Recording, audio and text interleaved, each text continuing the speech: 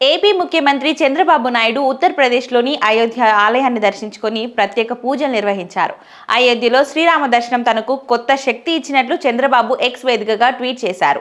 ఈ సందర్భంగా ఆయన అయోధ్య రామాలయంతో పాటు స్థానికంగా ఉన్న యోగి ఆదిత్యనాథ్ ప్రభుత్వం పైన ప్రశంసల జల్లు కురిపించారు.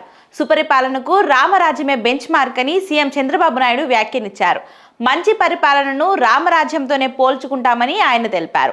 ఇక అయోధ్యలో నిర్మించిన రామ మందిరం మన సంస్కృతి సాంప్రదాయాలకు ప్రతిగా నిలుస్తుందని ఆయన తెలిపారు. ఎన్నో వివాదాల అనంతరం ఆలయం నిర్మితమై దేశ ప్రజల కల సహకారమైందన్నారు.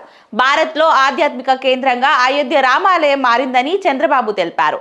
ఆలయ నిర్మాణంతో పాటు యూపీలో సుపరిపాలన అందిస్తున్న యోగి ఆదిత్యనాథ్ ప్రభుత్వాన్ని ముఖ్యమంత్రి చంద్రబాబు నాయుడు ప్రశంసించారు.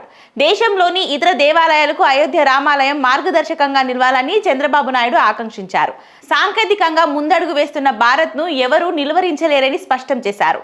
2047 వికసిత్ భారత్ లక్ష్యంతో యూపీ, బీహార్లు కూడా కీలక పాత్ర పోషించాలని చంద్రబాబు నాయుడు అన్నారు. శ్రీరాముడి దర్శనం అనంతరం ముఖ్యమంత్రి చంద్రబాబు ఎక్స్లో స్పందించారు. శ్రీరాముడు పాటించిన విలువలు కాలానికి అతీతిగా ఎప్పుడూ స్ఫూర్తినిస్తుంటాయన్నారు. రాముడు పాటించిన విలువలు సుపరిపాలనకు నిరంతరం మార్గదర్శకంగా నిలుస్తుందన్నారు. అయోధ్యలో శ్రీరామ దర్శనం నాకు నూతన శక్తిని ఇచ్చిందని ఎక్స్లో చంద్రబాబు నాయుడు పేర్కొన్నారు.